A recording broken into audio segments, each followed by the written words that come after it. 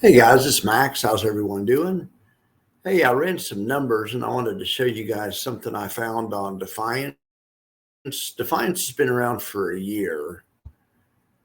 So I looked back at the spreadsheet and I ran a few studies and I thought this is interesting. Let's look at this. Then I wanted to answer a viewer email also. WDTE.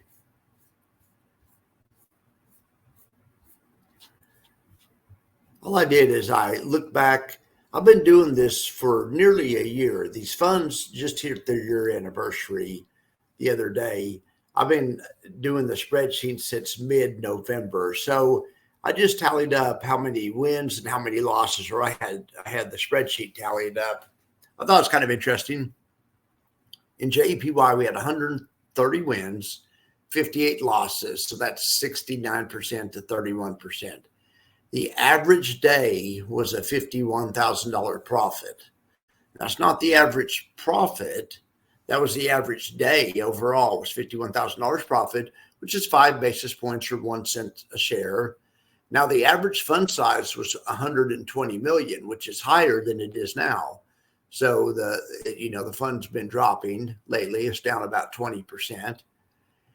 The fund started at $60. It paid a $23.83 dividend. So that comes out to 39.72% yield so far. All right. Starting NAV was 60. Ending NAV was 44.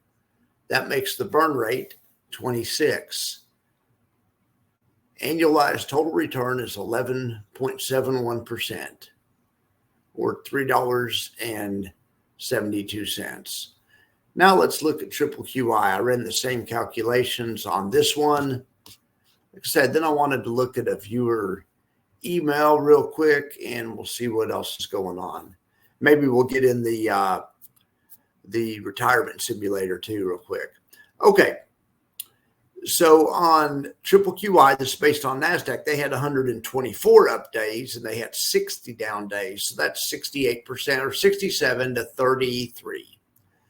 Okay, their average day was a $93,000 profit, which is 5 basis points or 1.3 cents per share. The fund was bigger on average by about 20%. Okay. The dividend's been 52.36% so far. Starting NAV was 60, ending NAV is 36. So this fund's burned through 38% of its NAV so far. But it's had an annualized return of 11%. Don't forget it's paid a 52% yield. So, okay, so now let's look at IWMY.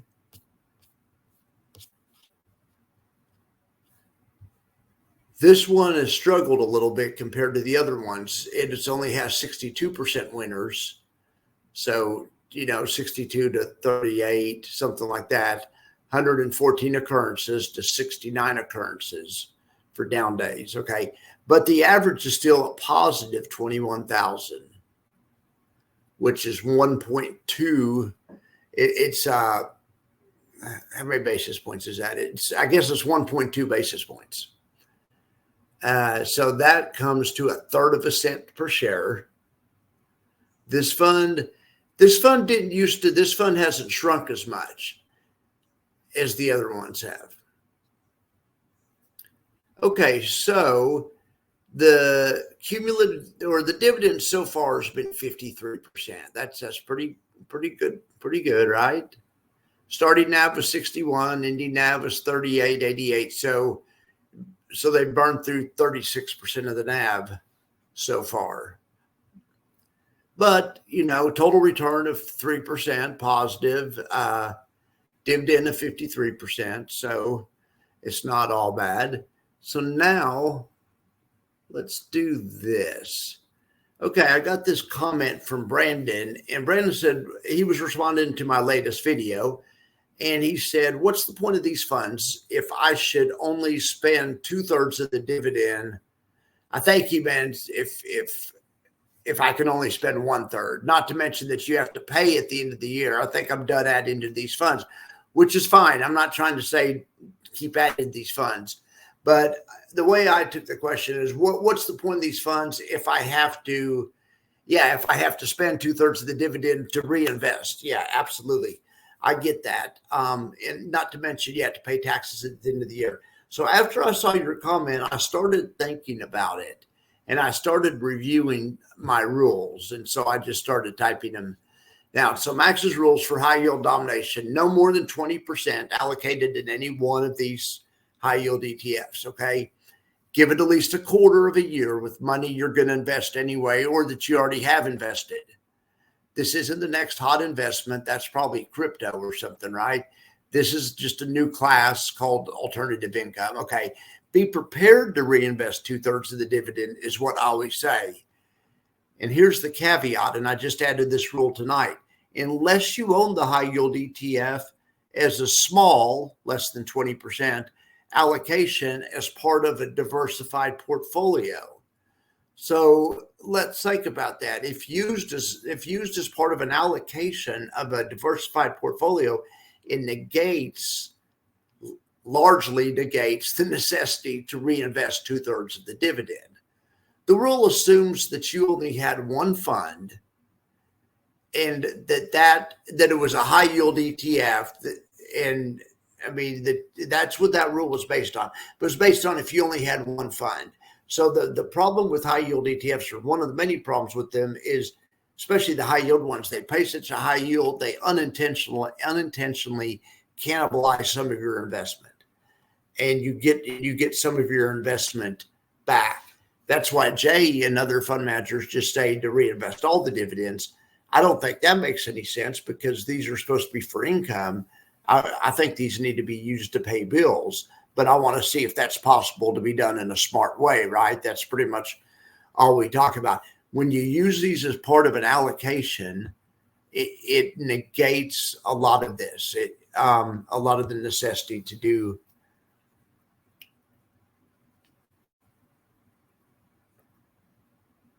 for the reinvesting. It negates a lot of that. So the reinvesting 2/3, the other big part about the reason you're doing that is because you don't want to, like I just spoke about, you don't unintentionally divest yourself.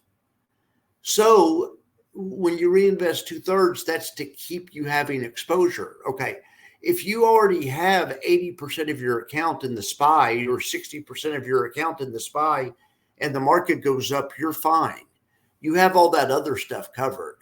That's what a diversified portfolio gets you. Don't worry about it reinvesting the 2/3. Now, I mean, you still need to know about it, and you still can reinvest some if you want to, but it becomes much less necessary. Okay. Maybe reinvesting 1/3 now that we understand how this works, maybe using 1/3 to buy puts or to invest in maybe an inverse ETF like YQQQ or something. Maybe that might be a good idea. I'm going to have to do a study on that, but I like that. I'm glad that we figured this out, and thank you for Brandon for sending me the letter. But the rule doesn't apply unless you only have one fund and it's a high yield fund. Okay, so that brings me to my next thing. What's Max's standalone doctrine? So if you could only buy one ETF, what would it be? Would it be WDTE? Would it be Coney? Would it be SPY or JEPY? That's what it would be for me, SPY or JEPY, if I had to buy just one of these funds. So SPY and JEPY make better standalone ETFs, or I'm not even going to say better. They could work as a standalone ETF because they have plenty of exposure to the stock market, in addition to the option selling program. The option selling program is just a small part of the return, and it doesn't inhibit the overall returns that much like some of the other funds do. But the catch is with SPY and JEPY is they don't pay all that much. But if you could only buy one ETF, you could do a lot worse than one of those two. You would, if you had to only buy one ETF, you wouldn't want to touch Defiance or even really Round Hill. I know that's going to ruffle feathers, or Yield Max with the 10-foot pole. They're way too risky.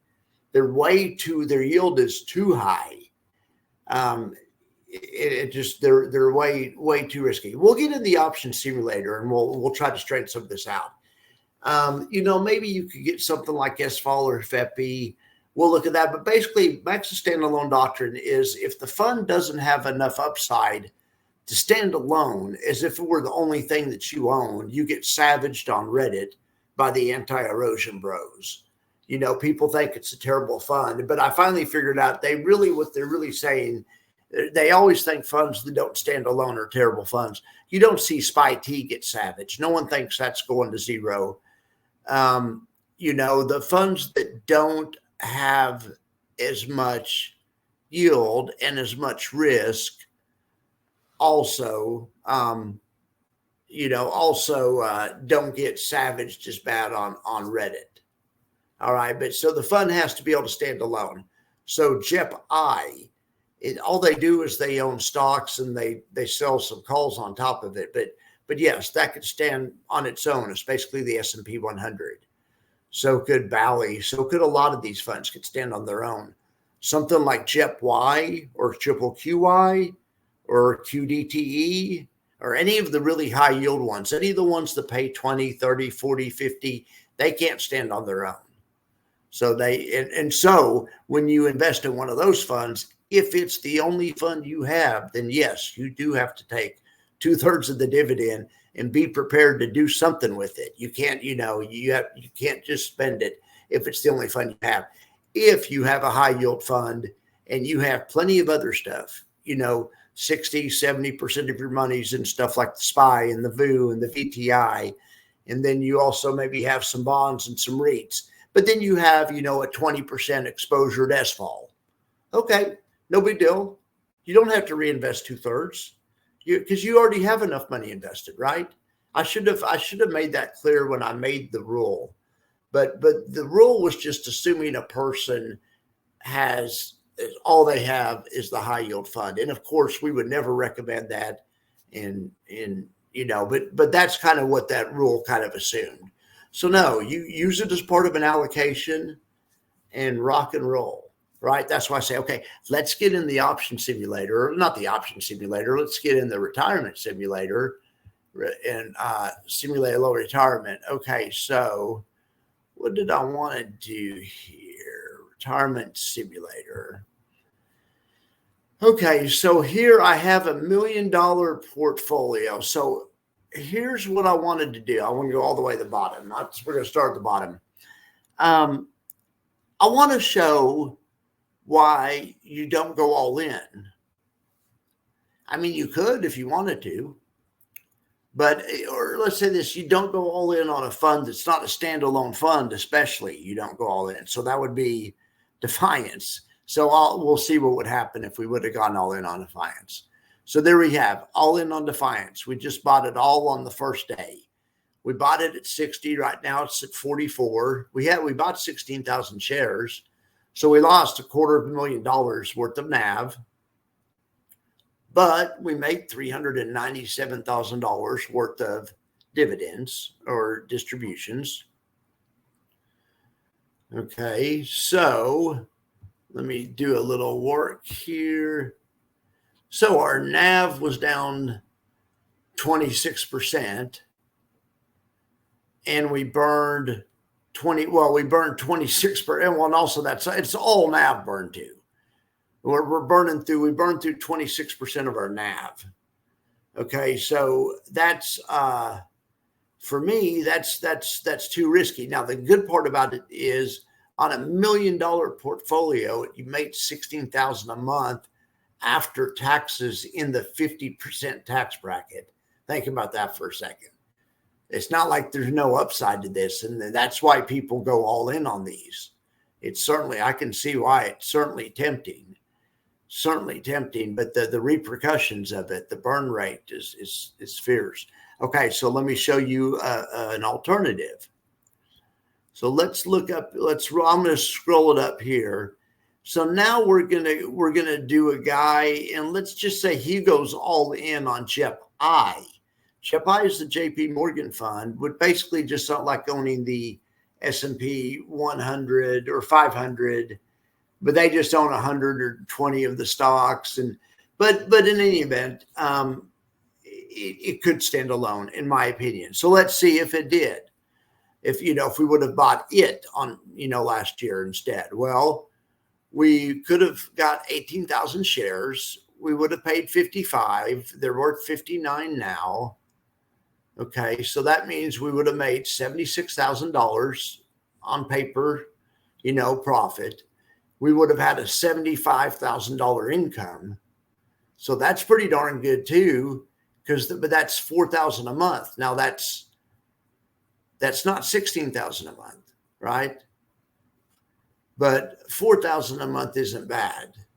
Okay, and I lowered the tax rate to be commensurate with the new lower income. I probably have to lower that to 20 to this one. Okay, but anyway, $4,500 a month. So that shows you a fund like JEPI or one of the global X funds, XYLD or XYLG. Those could stand alone if they had to. You wouldn't want to, but but they could. SCHD, that could stand alone. Okay, SPY could definitely stand alone, obviously, but the ones that yield more than 30%, no, it's not gonna be able to stand alone. Okay, so let's do a couple of other standalone tests. Let's just see for fun if SVOL would have stood alone. I'm going to say no, it's too risky, too high yield, because it yields more than 20%. But let's see what would have happened. So no, you would have would have lost about 5% in NAV. So that's not just too much burn. $10,000 a month income would be nice. So that makes a 15% dividend return, but your NAV went backwards. You're costing yourself future growth. But I've seen ones that are worse ideas, right? SVOL doesn't stand on its own as good as JEPY. I'll tell you which one would stand on its own best is XYLG. Well, how do I know that? I know that because it's only a half overwrite. So they have half their portfolio is just an index fund. So but they don't pay very big dividend, but this one would definitely stand on its own. Yeah, all day long. Look at this. You could have that you could use that, and that's all you had. XYLG, your $1 million portfolio. There'd be no reason to. You might as well be diversified and stuff. But if you just wanted to be simple, that would have done really well last year. You'd be up 16% on NAV. You returned about a 5% dividend, which is, I said, this is a good fund. It just pays a low dividend. I said about 6. I guess it ended up paying about 5. That comes to $3,000 a month, and that's after taxes. So that's not bad. That shows you that's also a standalone. Okay, or that's one that is capable of standing alone. Now let's do one that's not capable of standing alone. Let's do Tesla. Oh, God forbid. Let's do 100% on Tesla. Look at this. You lost half your money, 50% of your money, of your NAV money. Now, you made, nearly $400,000 worth of income. But, this is an ass kicking right here. And this is why you don't put all your money in any one fund anyway. But especially these high yield ones aren't going to make good standalone ones. So it should go without saying that Coney's not going to make a good standalone one either. Let's see what Coney would do if we stood alone. Coney would have lost about 31% in NAV, but made $1 million in freaking income. Look at that. Look at that. $60,000 a month. Okay, now we're definitely going to have to go to the freaking top tax bracket. My gosh, $41,000 a month. Now, I'm not recommending anyone does this, but you can see why people do this. And the problem is, once again, you can see if it's sustainable by looking at the burn rate. You're essentially burning through a third of your portfolio. So in theory, if you had 3 years like this in a row, well, not quite, but anyway, you couldn't do this very many years until you'd be out of money. It's the theory on this, depending on what the market does. Okay, so that's not a good standalone fund either, even though that would have been a hell of a profit. Okay, so what's the solution? So the solution is, don't worry about standalone funds. Keep your money growing. Hell, don't do 60-40. Let's do 80. Let's do 80% SPY. Forget about bonds. Bonds are boring. And then let's do 20% in Defiance. That's going to make a good portfolio. Let's see if it's too risky. Okay. Well, you made 17% on NAV last year. So you up $180,000 on paper. So that's like growth, and that's good because you don't pay taxes on that. But you made $92,000 in income that you got to pay taxes on. We'll put the taxes down here because you aren't going to pay that much on $92,000. Hell, you're middle class with that kind of money once you take deductions and stuff. But it's $5,500 a month. So that's the way you use funds that don't stand on their own. Yeah, they don't stand on their own. And if you had this fund by itself, you would absolutely need to reinvest 2/3 of the dividend back in this or in something, because you're unintentionally cannibalizing part of your investment, right? Okay, so that's no longer necessary because you have $800,000 worth of SPY. So if the market goes up, you're covered because you have SPY. So that's good to know. And I should have specified that sooner. It doesn't mean that you still can't reinvest a portion of that in a defensive manner somewhere. And it doesn't mean that might not be smart, but I don't think it's a given that you have to when you do this right, when you allocate. Okay, so let's see if there's anything else we can get in the middle of here. So I had one other idea. I've had one other allocation that I thought might be fun to try. But let's look at this one first. This one has 5% burn rate. I think this one is a very sensible allocation. $200,000 worth of Defiance, $800,000 worth of SPY. Okay, but let me show you another idea I had. Let's say that you needed to earn $7,500 a month, though. Let's say $5,500 wasn't enough for you. You needed $7,500 after taxes, and your tax bracket was 35%.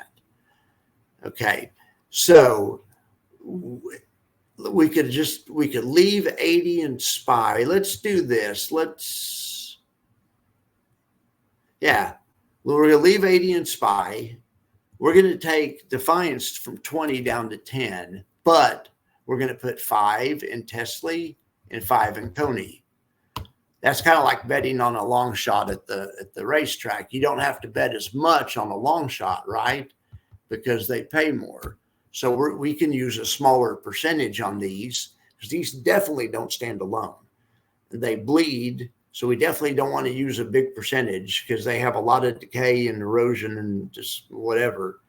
So let's do something like that and see if we could meet our income goal of $7,500 a month. We make $6,500 a month though. Okay, but let's see what's going on though. We had plenty of paper profits, so the portfolio grew $160,000, which is great. So we didn't impede our growth that much, and we received a lot of retirement income, $121,000 of income.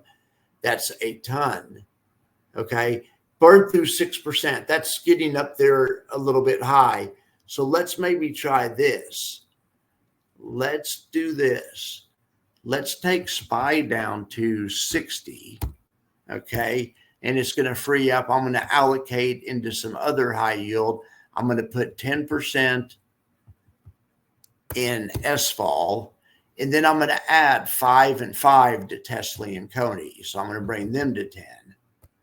So I have, this is a pretty aggressive allocation because these are the 4 most high risk funds. They're the ones that pay the highest, but that's how we know they're the higher risk ones. So let's see how that would do. And also we don't have as much SPY in this one, so we weren't going to expect quite as much growth because we only have a 60% allocation of SPY. Okay, so this one, okay, it's good news, bad news. 11,000 a month, that meets our goal of 7,500. It's actually too much. But bad news, it's way too much burn rate. It's 11% burn rate. We don't need that much money. So let's do this. Watch this. Let's go 7 on all of them. So let's knock 30% off it right there.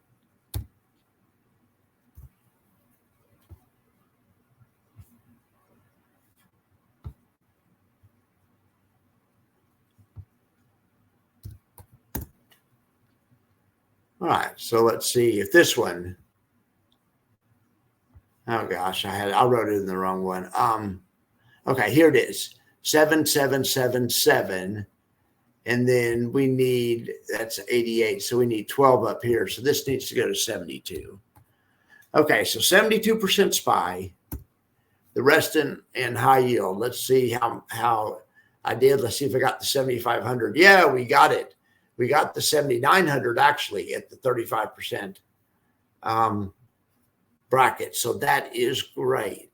That is great. So this shows you, this shows you how to handle the high yield ones.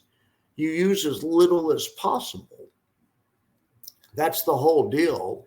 And you have to mix in as much as possible of something that's steady, like SCHD, some of these other ones, or SPY is the usual one. But I'll show more examples in the coming days. But I thought that was a good example on how you could sprinkle in, just a kind of a small allocation, still keep a lot of money in growth with 72%. This guy made $129,000 on paper, so it doesn't have to pay taxes on it. That's what you want. Now this 147, they're going to have to pay taxes on. But remember, the premise was they needed 7,500 a month. So, I mean, if you really need the money, then, then it is darn sure a blessing to be able to get it. Because just a generation ago, you weren't able to get this kind of money with options unless you knew how to do it yourself. And even then, it was not this easy. It was not this easy. But just to reiterate again, here's the 100% JEPY allocation, just showing that that's a bad idea. It has a 26% burn rate. Just to review, we'll show what 100% Coney allocation would have done.